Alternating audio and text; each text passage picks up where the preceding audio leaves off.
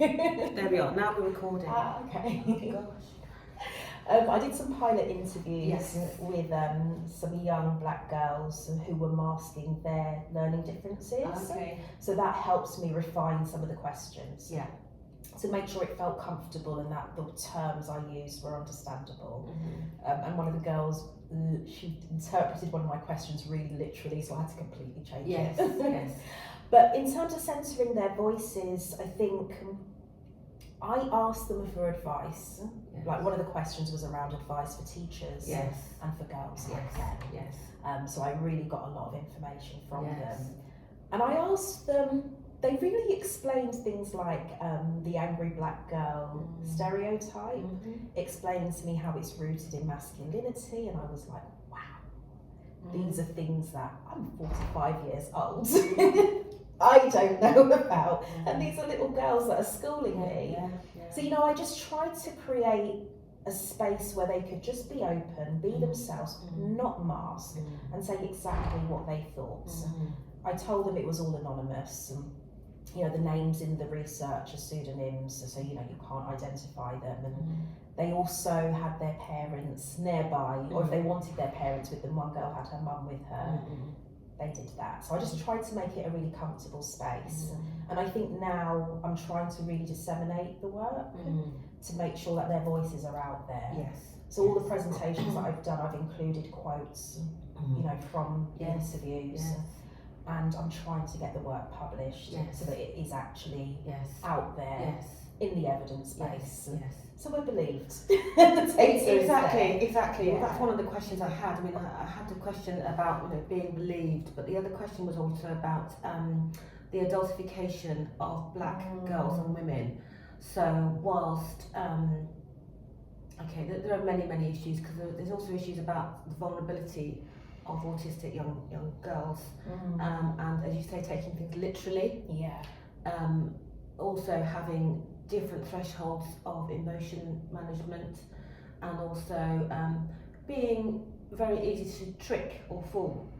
And this puts them in such a disadvantage. You know, being so trusting sometimes, and not understanding that people can be taking the mickey. And not really understanding how that looks as far as they're concerned. And not fitting in. It is potentially a catastrophic series of difficulties for them to manage, because they're trying to manage their social sense of belonging and whilst being with the in crowd. And also, you know, there's all the issues around looks and you know, way of speaking. You know, there's always, each generation has its own way of speaking, its own dialect and its own catchphrases, which again, you know, if you're not in with that and you're slow to catch up, then you very quickly stand out. I think just going back to what you said about adultification, I've written about that a fair amount in the thesis. There was a reason I call them girls. Because I thought female, no, I wanted to go with girls because we have to remember these are children. They're under 18. Exactly. And when I go into a lot of secondary schools, it's like we expect children to behave like adults. A lot of secondary school values are things like professionalism. I've heard that in some schools, and some of the things that we expect, like they can't forget their equipment. It's like adults forget their Oyster cards. You know, we forget things. It's human nature, but they're punished for it. And sometimes we have to remember these are children. And when we think about like cognitive development, that hasn't happened fully yet. So we need to give them a break. So I just wanted to refer to them as girls, so we remember that they're children. One of the girls in my research study, they were all vulnerable, but this particular girl, she'd stopped going to school because of bullying. That came from teachers as well, around her looks.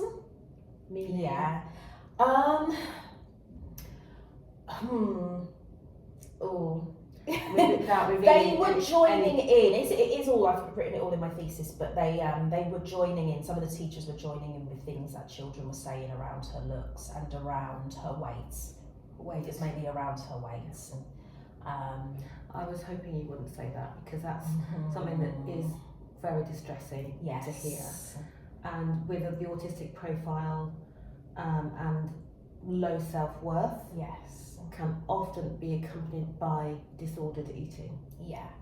So At both ends, either on the anorexic scale or the overeating or binge eating. Yeah, but I think unfortunately for her, that didn't happen for her, but we know obviously in that community it does, it can happen. But what the consequence was for her is that she didn't want to go to school. Yes. Why would you want to go to school if you're being ostracised? Exactly. She said she was called mentally ill just for the way she expressed herself, because she was very animated and really expressive, but she was too much. Yes. That's what she was told. Sent from school to school to school. Stopped going to school, didn't feel like she belonged, but then she's online getting attention from boys, and that's where she's feeling. She's very vulnerable in that way, and you know, there was some sexual exploitation for her, which is awful. Really awful. But I just think that's where our children are vulnerable, and you might not have picked up on that happening for her because of that adultification of black girls. And that's the masking and the confidence. And she had that. She was masking. Don't think she had a diagnosis at that point. She was quite young. But you know, this is what happens for her, and that's the reality for a lot of our children. So it was touched on. It wasn't a group theme, but it came out for one particular girl. Absolutely. So, just to, I know we're jumping back a little bit, but just in terms of the, you mentioned disparate theory in your research, which is disability, like critical race theory, but around disability. Just to explain what this is and how this sort of fed in to your research, because it's very multi-layered. Yes. So it brings together disability studies and critical race theory, saying that you can't look at them separately. They work in tandem. So, you know, the whole of society is based on those concepts of whiteness, where the white race is seen as superior, and blackness right at the bottom, and then everyone else in between. But that is all tied to ability as well. So seeing whiteness as being intelligence and discounting anything around sort of bodily responses and how we disassociate from our bodies. It's really around intelligence and thinking and really separating that. And you know, as a psychologist, I know within our field that's something that has been part of theory, like thinking back to Freud and thinking of like the mind and the body and you know, those parts of the mind that what's the right word? Thinking about things that are good and bad. So being able to think, being seen as good, and our bodily responses, those immediate bodily responses as bad. And when you think of someone who's autistic, who's responding to those sort of sensory things in the environment, that's not seen as acceptable in society. You know, if the lights are too much or covering your ears, it's like, oh, you know, what's wrong with you? How do we stop them from doing that? And really, it's like, why are you stopping them from doing that? Why don't you just change the environment? Because what they're doing is reacting to a physical, an external stimulus that impacts their autistic neurodivergent body, which is quite within their rights to do so, to make themselves feel comfortable in whatever environment they find themselves in. So there is nothing inherently bad about that, but if we're comparing it to the normal quote reaction for someone who doesn't experience light or sensory overload in that way, what we're saying is this reaction, there's something wrong with it. And it's a deficit. And it's something that needs to be fixed. Whereas what you're inadvertently doing is you're teaching that autistic child that they can't trust their body. And that puts them in a really vulnerable position. Something doesn't feel comfortable, but I'm not supposed to respond to that. I'm supposed to hold that all inside. And then we teach children to mask. So disability critical race theory, and I was going off on a tangent, so I'm bringing myself back. what it's all about is that all of these things in society, it's all around those norms. Yes. Anything that deviates Yes. is, that's Yes. not okay, Yes. that's not normal. Yes. And then we start marginalising Yes. people, and we're trying to fix them to bring them to this ideal. Yes. So I used that to really think about how society operates and how the educational system operates and how that's influenced the girls' experiences. Yes. So I'm thinking of Poppy, for instance, who had such great sensory responses, even just the clothes that she was wearing, really uncomfortable, wanting to wear her jumpers inside out, not wanting to wash her clothes, and that not being normal, Yes. and not understanding why people were thinking that she's weird. Yes. But then internalising all of this distress, Yes. and then she ended up in inpatients facility for 6 months because she experienced really bad stress, anxiety, she wasn't sleeping, she self-harmed really badly. So she had to go into inpatients, and that's where she was assessed and diagnosed. I think she was around 14, 15. Yes. But then felt so much better afterwards Yes, because she understood herself. Exactly. And as you say, the overlap between disability and ableism and the critical race theory, because looking at what's normal and not normal, as black girls, we hear many stories about how they dislike their skin colour and how they dislike their hair texture, and again their body and everything associated with it.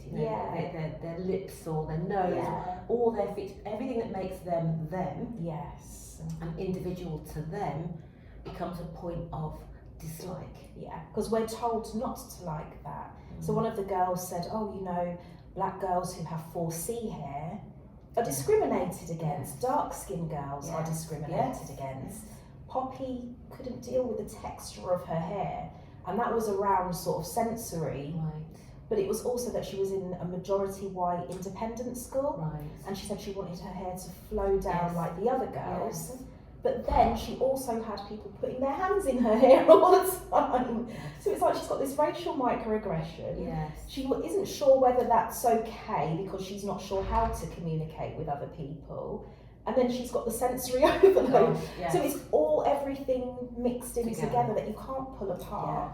So it's just a completely different experience. And I think it's wonderful that you've used those two sort of scientific and sort of theoretical elements to explain the complications of what they felt internally. So many of the early researchers in the field of autism were white males, which could explain why so many girls do not meet diagnostic criteria, and that's black and white girls, all girls, as these criteria were set to identify autism in 7-year-old white boys. So maybe that explains why you're looking at the literature and it's not there. It's not there yet. Because, even looking back at the literature, there isn't that lived experience of any autistic people.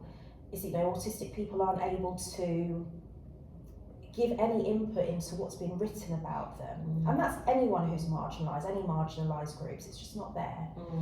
But it is coming. So we're seeing it more and more, so we're moving in the right direction, which is great. Definitely. But I would say that presentation that we expect for to see with autism, the masking and the internalised presentation is in boys as well. Because I've worked with a lot of young, like 7-year-old boys where they haven't met that criteria, but I'm like, this explains his needs. I'm not qualified to diagnose autism, but it's concerning. And when you look at the literature, there isn't anything about masking boys. They are included, adults, males are included in some of the research, but it's more around differences with females and nothing about that. The boys' experience. So that is a gap. In a way, then gender is working against them too. Because they are expected. Boys and men are expected to be manly and hide their feelings.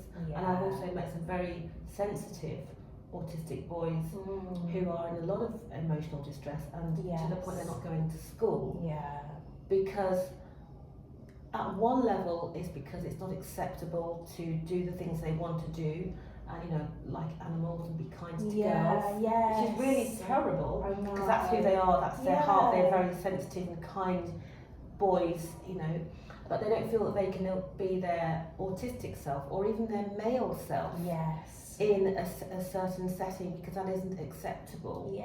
And then also, what is male? And then they worry, then they say, well, because my peers will think they'll call me gay.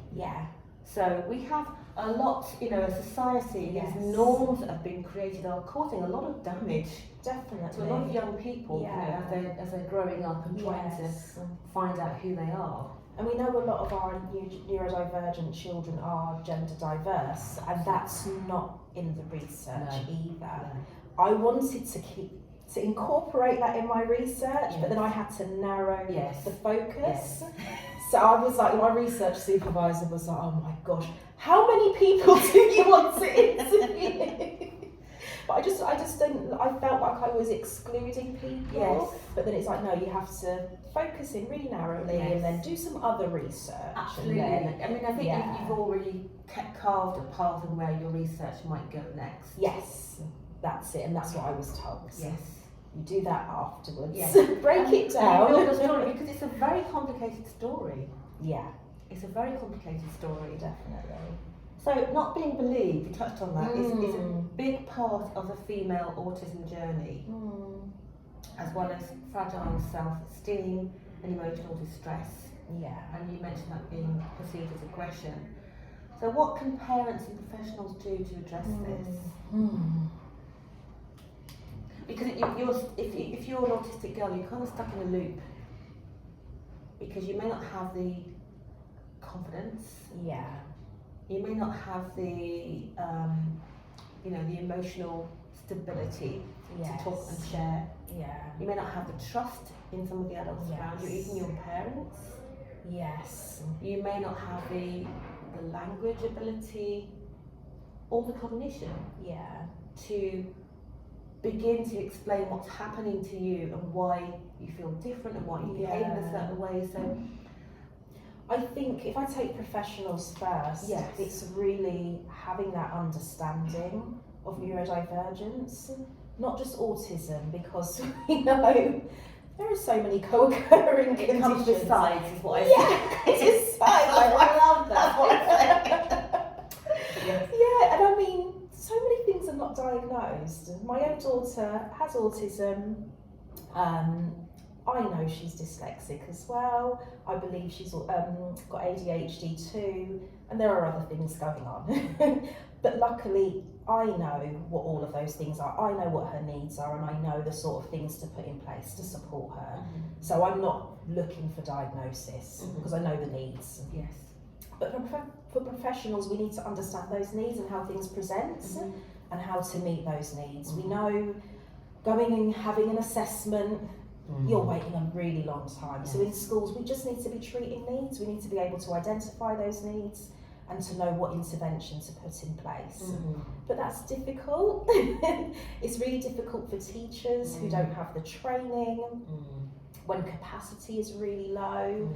So it's trying to build that capacity, and I think within my role as an educational psychologist, this is something that we try to do in schools, to try to help build capacity, share psychological knowledge, do that training and try to get things embedded within systems and changing cultures within schools. Because if we're empowering and enabling our children, then there shouldn't be a need to mask. There shouldn't be, I can't come to school. There shouldn't be, I'm not feeling comfortable enough to come to school. Because that's what it is. It's not refusing. It's not necessarily avoiding. It's I can't come to school. It doesn't feel comfortable. I can't access the learning. It's so stressful. I'm being bullied. I'm not being understood. And if you're going into school and you feel like you're being rejected by your teacher, by your peers, why do you want to be there? Why would you want to be in that environment? I mean, when you talk about meeting needs, there's a very interesting kind of, again, another circular loop that parents and professionals get stuck in. Because if we're looking at meeting needs, you could argue, particularly if you haven't had the training, how do I know how to meet the needs if I don't know what what is the right intervention What for. it is, yes. But I think then though, is that where we start to invite the child in, the young person in, because very often no one's asking them. Yes. It's really interesting. I was working with 2 children 2 days ago, and they're both in year 6 with literacy difficulties. And I worked with them and I asked them, I told them what I do, because I always try to get a child's consent. And I said, yeah, it's all about trying to find things to help your teacher help you. I go, what do you think you need help with? And they listed the things. They listed, I can't read. I was like, yet. Yeah. I can't read yet. And one of the children was like, I just need more time. Yes. I just need more time. I just need to keep reading. And if you keep showing me the word, I'll get it. Yes. And I'm thinking, that makes sense, because Yeah. we're just doing phonics with her and she's not getting it. Yes. So why are we doing the same thing over and over again? Yeah. It is good if you can elicit the child's voice, Yes. if they're able to tell you. As EPs, we have other ways, that we can try to elicit child's voice without just directly asking them if they're not able to verbally articulate. So I try to do that sometimes as well. Yes. But if we can do that, I do understand sometimes we need that diagnosis to be able to understand exactly what it is, because some interventions will work for some things and not for others. Correct, yes. I'm particularly thinking of like PDA. Oh, let's talk With about autism. Let's talk about PDA. Let's talk about Because PDA. some of that might look a bit different. You might want to be a bit more indirect with some of what you're doing with a child. Circuitous. Yes. Let's go around this thing. Yes. And not like a laser focus on it. Yeah. Go So and get changing your book language. right now. Otherwise, you will be sent out of the class. Yes. All 3 things: a direct instruction, and a threat. And a threat. Yes. Oh my gosh. Whereas you might say, "Oh, that's just a consequence." No, it's not being perceived in that way. Exactly. Yeah. Exactly. So I think a lot of training is needed. I'm thinking of a particular school I work in where the culture of the organisation is just really loving, really accepting. Some of that those staff might not understand need, but they're really in tune with the children. Love it. So because they're responding in a relational way, Yes. that is supporting those children first of all. Absolutely. And then it gives that buffer space for a professional to come in, or for the child to have that assessment, for us to find out a bit more, to pinpoint those needs properly. But yeah. So this is a really fundamental point, because very often we do reach an impasse when we're trying to create change. We're talking about leadership, talking about skills, training, intuition, child centering. There's a lot of things. So if we are to, you mentioned this place that's very nurturing and loving. What can you take away from that if you were going to sort of model that somewhere else to help other children without a huge investment? How do you what are the words you would use to, or how would you take that culture and say, how about trying this? Yeah, I think what I noticed differently in that particular school is when I have consultations with parents, normally the SENCO will come along and I'll have the teacher there as well, but the headmistress comes to my consultations, and it feels so inclusive because I can get the different perspectives. Family are there as well, but the head is there, and I can say, oh, could we do this? Or can we do that? And we can just create different ideas together. We can really collaboratively problem solve, which is what consultation should be about. But because I've got somebody there on the leadership team, I know it can happen. Yes. And when I go into that school, I always see her. She's walking around the school. And the schools where I feel that kind of culture, I normally see the leadership team walking around. They know the children. The school that I worked in when I was an assistant SENCO, we'd have the executive head come over sometimes and he'd read with the children. it was like, oh my gosh, it's just beautiful because they know the children know them, and it just feels so community. And I think that's kind of the difference. And a lot of the time with our children, when they go to secondary school, that's where we see things falling apart.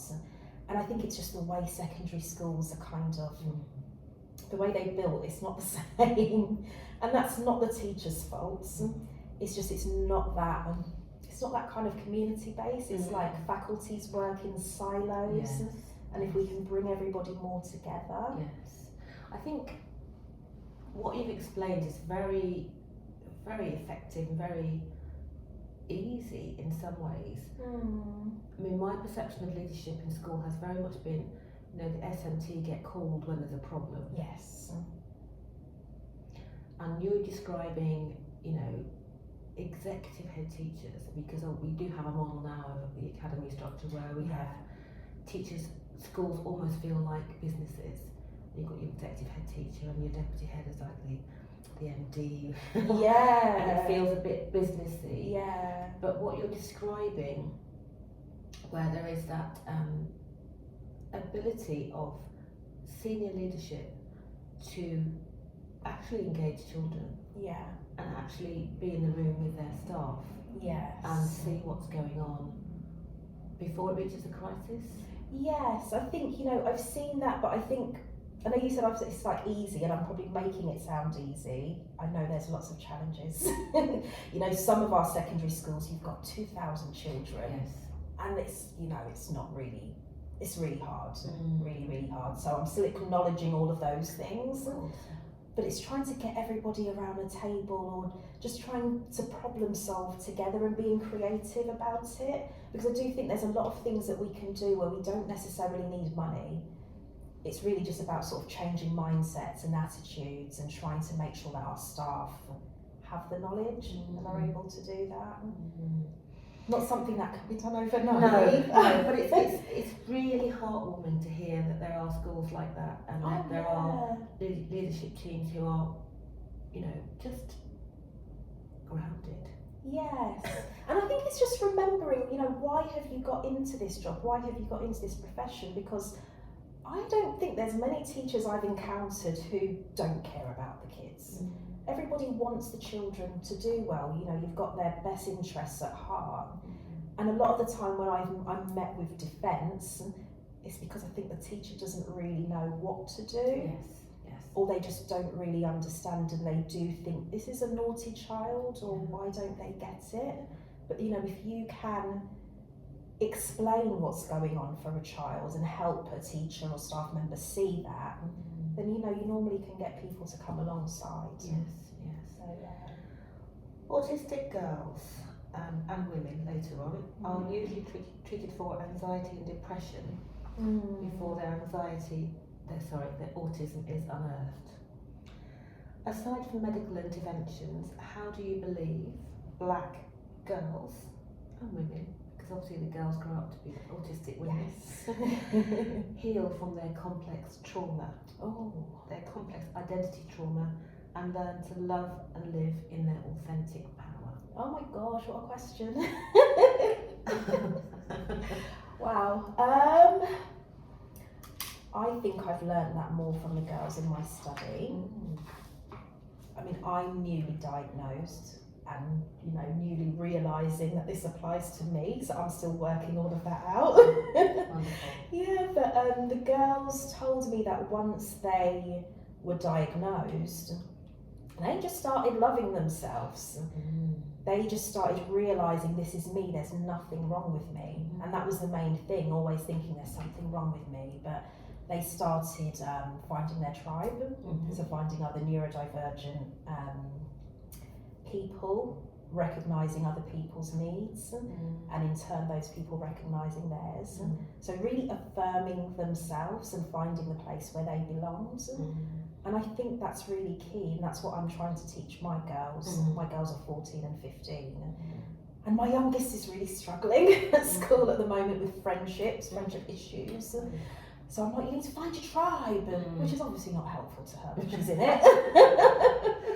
But, you know, we don't talk about that, you know, what does a good friend look like Yes. and what are we looking for, and we just talk through her different friends. Yes. But I think it is really finding that place where you belong Yes. and thinking about that psychological theory around self-esteem. Yes. There's the blocks of self-esteem, and one of them is around affiliation, which is like belonging. And I think if you can find that, that can really support you. And I mean, I don't think you're ever going to get rid of that anxiety completely. And sometimes we need it to perform. But this is the world that we live in, and we can't change that overnight. So there's some things that are always going to be there, but if we can be strong within ourselves and be affirming ourselves and find the people that will do that for us, I think that helps. Wonderful, wonderful. So as we wrap up today, I just want to touch on something else that you do. You're not doing all your fabulous educational psychology stuff and thesis and research and all that great stuff in schools. You're also the owner and founder of TJ's Beads. Oh yes, yeah. That reminds me. Oh, I completely forgot to remind myself to put these in to our session. Oh my god! While we were talking. Oh. Whenever I'm doing training online, because I do get anxious and you never quite know what's going to come. Yeah. And you want to do something fluidly. So I do have my. No way. So if you aren't watching this, what I've just done is taken a huge piece of amethyst out of my handbag, and also a crystal.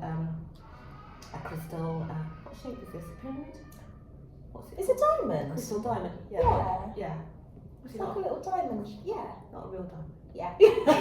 Diamond shape. I get a giant diamond out of my handbag. Because they help me to be authentic and speak from the heart and try to focus on healing in every conversation that I have. And so I loved reading about your talking stones. The talking stones. So tell us about that. This is crazy because I've got the talking stones in my bag. Wow. Okay. So I started my business when I was 7 months pregnant with my first child, because I couldn't go back to work because I was pregnant. No, hold on.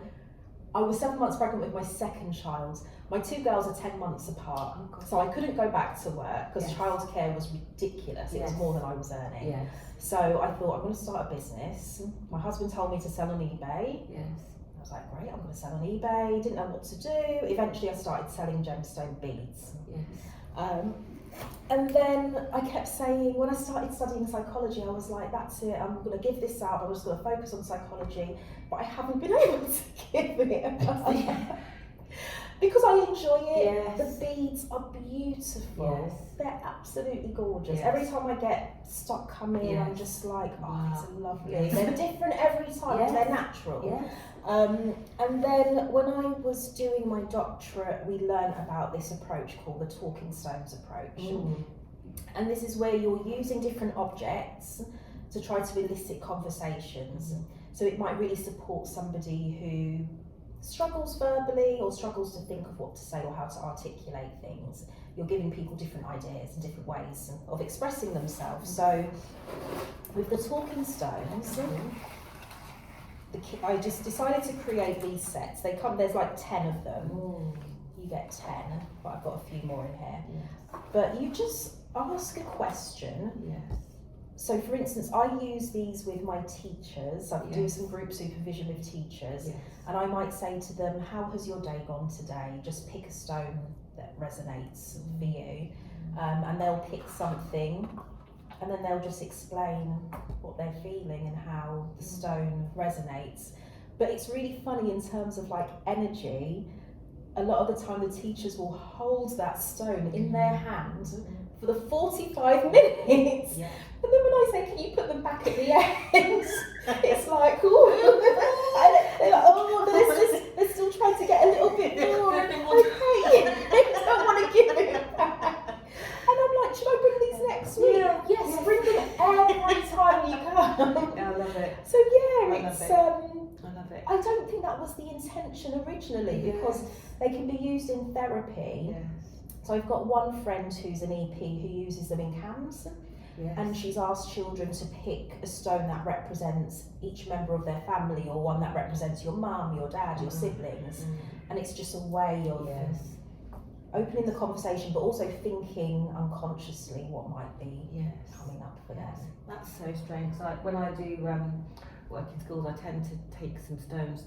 You know, you can buy little gemstones with words on them like love or hope. Oh yes, yeah. And just have them as giveaways. Oh. But they can have it and you know, just have it and hold it and play with it and touch it while we're there. But this is, to me, a really inspirational thing to see, because a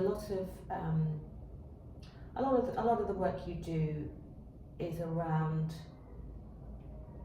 young girls who are struggling, and also the teachers who are supporting them or trying to support them. So what we're looking at is a level of a sense of safety, so they can share. Yes. Both groups. Yes. And I think any tools that help that are wonderful. Yeah. And you know, this is a new sort of paradigm. You know, we're now in this age of change, and people understand that, you know, it can't continue like this. There's so many more children being diagnosed. So many great, compassionate, kind and talented teachers leaving the industry, leaving the profession.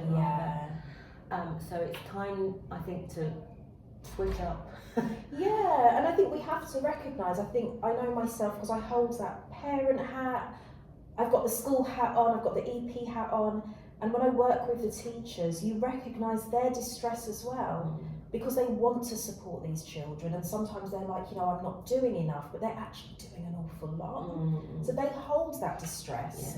They're containing those children, and they're worried that they're not doing enough. And then they get the parent coming in. And I know myself as a parent, there's times I think, you know, the teacher doesn't care. And I've heard that from other parents, and it's like, well, actually, no, they do. They actually really do, and they need support. We have to think about teacher well-being, and I'm lucky, this is the same school I'm talking about that's very nurturing. I'm lucky the senior leadership team there recognises that the staff need to be supported, and they have me come in once a month to do this group.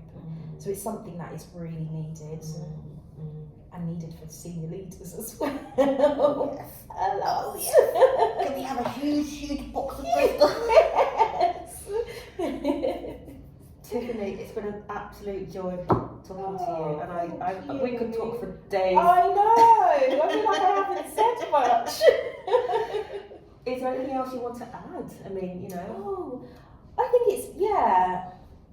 I think when I speak to other EPs, everybody wants to work creatively. Like, we're known for writing EHCP reports, but it's not all that we do. We want to work creatively, we like to work systemically, because we want to make that change for all children.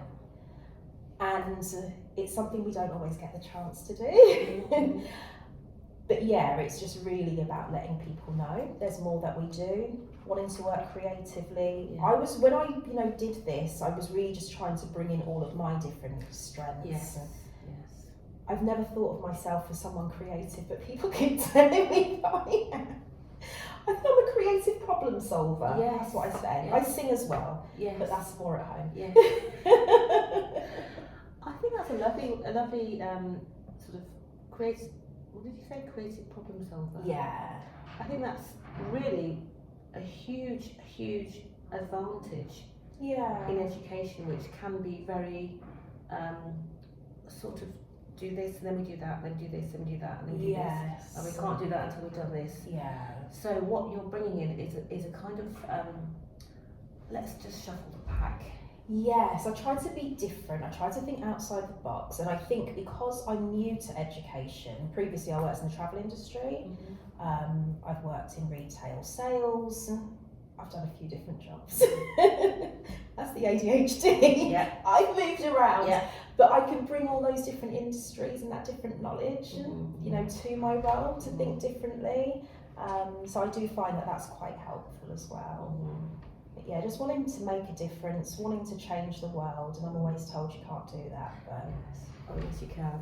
yeah. So when someone tells me I can't do something, then yes. it's like, Yes, yeah. yes, you can. and I do believe that every small action can have a sort of exponential reaction. Yes. If you do that with the right intention. Yes. And I think that's the reason why your thesis/research has been so well received. Yeah. Because there is huge responsibility and care in it, and how you have presented it and how you've thought about it so deeply. Yeah. And you've put everything in it, and all of that care and intention is now radiating out into the world. Oh, thank you. So that's because this time last year I was like, is this even good?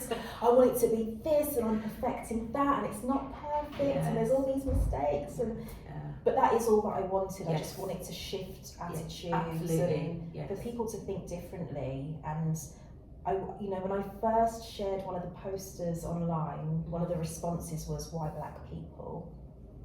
And I didn't have to even respond. Other people came and responded for me. But I thought my research wasn't about black people. It was about autistic masking at the intersection of race and gender, and why black people has been picked up says an awful lot about society. And it actually, this is the reason why, because that is one of the responses that I had. So it's important for us to talk about, and it's not comfortable. And we have to be uncomfortable if we want things to change and to learn. Indeed. Yeah. I think it's very interesting that a lot of black people who have experienced discrimination for years, and in the workplace, in the health service, we know all of the stories and the statistics bear that out. In childbirth, etc., etc.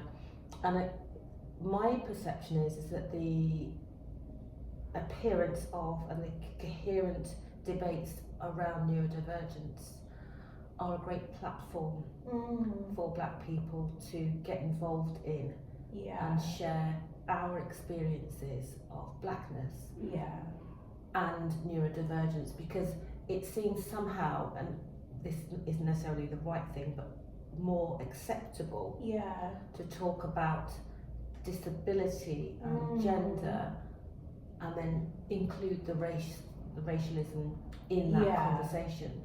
Because it seems that whilst we've been talking about it for decades, and the disparities across a whole number of things, I was thinking last night that right now the young people that you're working with in school are 5th or 6th generation.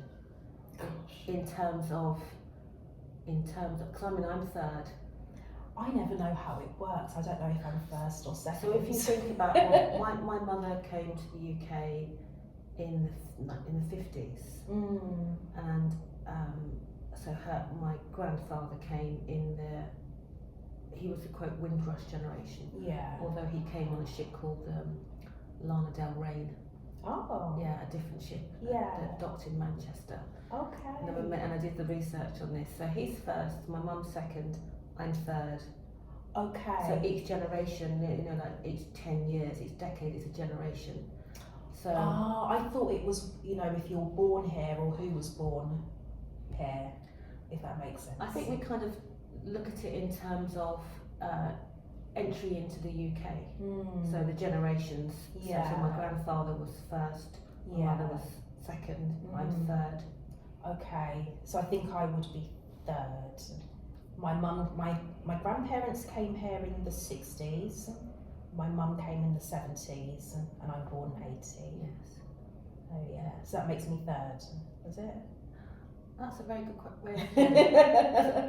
It might, possibly. Because my mum was 17 when she came over. I see. Yeah, she didn't go to school here.